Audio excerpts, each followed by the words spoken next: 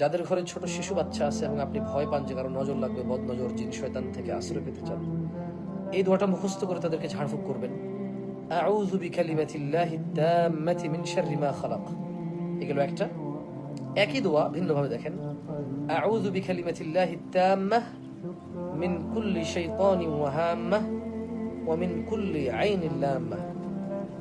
যদি আপনার কি বলে এটাকে নিজেকে ঝাড়ফুঁক করতে হয়, মাগরিব ফজরে করতে পারেন।